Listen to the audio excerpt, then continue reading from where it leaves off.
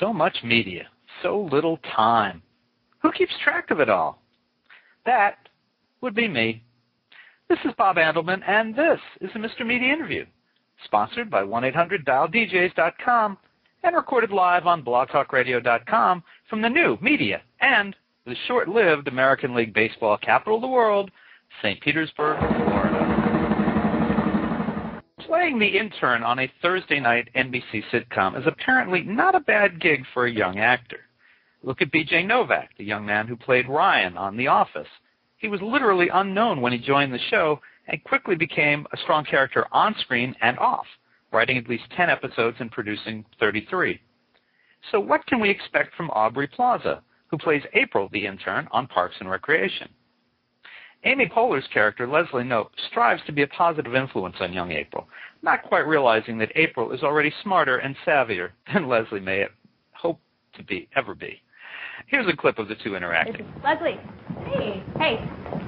This is my boyfriend, Derek. This is Derek's boyfriend, Ben. Hey. Oh. Wait, sorry, what's the situation? What do you mean? How does this work?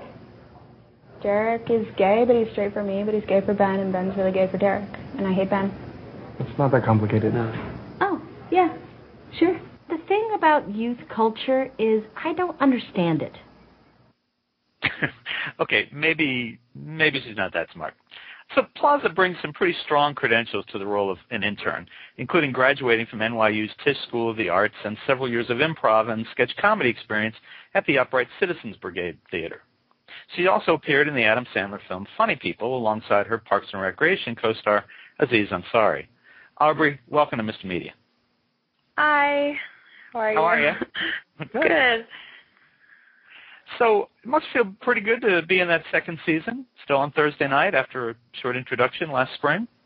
Yeah, it feels really good. I'm really excited. I'm just lucky to be on the show to begin with, but the fact that we got picked up and we get to be our characters again and play around, it's going to be really, really fun. You guys got some good opening reviews, too, for the first episode. Yeah, I think, people really loved the season premiere. It started off great, and I think it's just going to keep getting better and better. We had a really strong foundation, I think, for the first season, the first 6 episodes, and so it's kind of feeling like an extension of that, you know. Pretty interesting. You got a from that clip. I think you had 2 big scenes in this episode, and I think you certainly made a strong impression on anyone who may not have seen the show before. That's right. I hope so. I hope they were thoroughly confused by my relationship, and they tune in to see what happens with that. Well, so what's new and different for April this year? From the first season to the first episode of the second season, I think a big change is I actually smile, which is exciting. The first season I rolled my eyes a lot, so I think with every season I'll introduce a new physicality that the viewers can be excited for. So there's something. I don't know, April, I think she's got many layers. You think at first glance that she's just kind of bored and doesn't want to be there and doesn't care, but I think in this season you find out that she cares a little bit, and she gets involved in a lot of Leslie Knope's shenanigans, and so a lot of things are going to happen. My fingers are crossed. I hope that April falls into the pit at some point, because that seems to be a trend with all of the other characters falling into the pit, so I'm hoping that will happen. You don't think she's smart enough to stay out of the pit? I don't know. That's a good point. Maybe she she makes someone else fall into the pit, or she you're right. I don't know. We have to discuss this with the writers. But something needs to happen in the pit. Tell me more about the smiling, because I know what you're talking about. She was a little smarmy, sarcastic.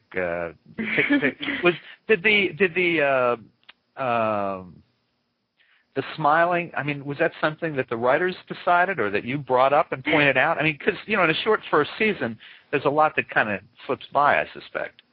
Yeah. No, I mean, because we film, there's a lot of stuff that's filmed that doesn't make it into the episode that airs on TV, and I'm sure that I smiled at least a couple times the first season, but no, it was just something that I noticed. I just think it's funny because most people's comments about me in the first season were like, wow, all she does is roll her eyes. So now I wanted to give everyone something different. My teeth, you can see my teeth, which is really exciting for no one. Well, and tell me about the love triangle. Is it something that will stay kind of subtle and below the surface, or will it get a 30-minute airing where it's more focused on? I don't know. I honestly don't know.